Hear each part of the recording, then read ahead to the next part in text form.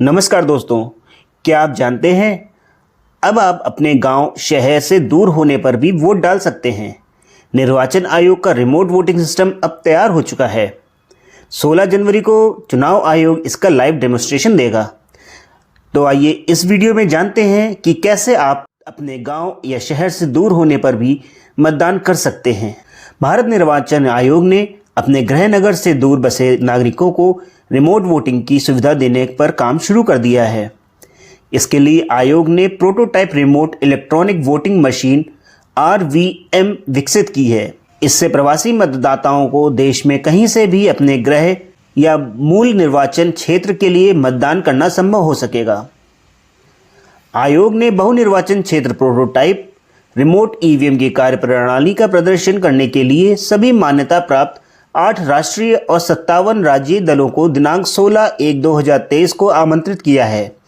विभिन्न हितधारकों से प्राप्त फीडबैक और प्रोटोटाइप के प्रदर्शन के आधार पर आयोग रिमोट मतदान पद्धति को क्रियान्वित करने की प्रक्रिया को उपयुक्त तरीके से आगे ले जाएगा।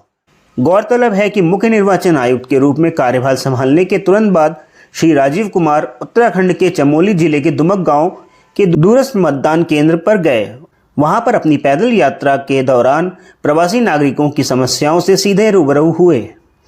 उन्होंने इस बात की आवश्यकता बताई थी कि प्रवासी मतदाताओं को निवास के उनके वर्तमान स्थान से ही मताधिकार का प्रयोग करने में सक्षम बनाया जाना चाहिए।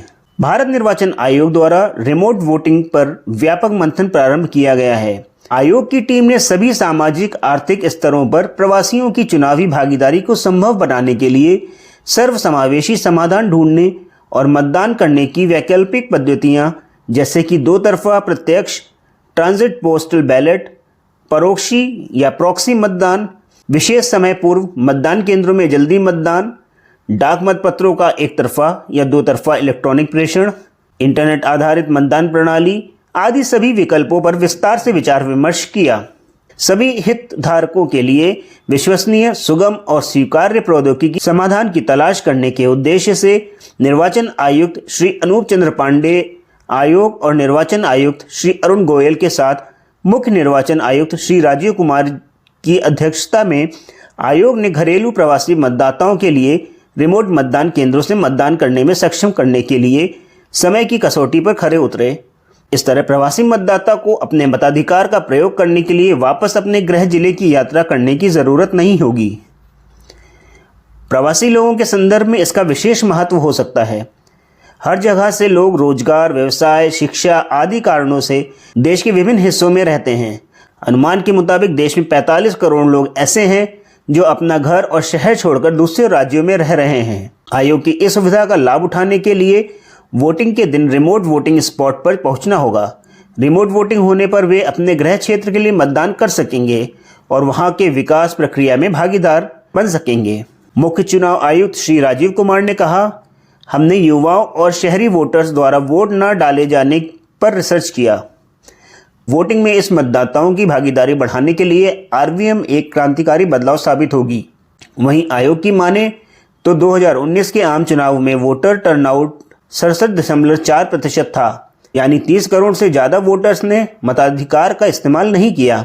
यह एक चिंतनीय विषय था। आयोग ने कहा, वोटर नई जगह जाने पर कई वजहों से चलते वोटिंग रजिस्ट्रेशन नहीं करवाता और वोटिंग नहीं कर पाता।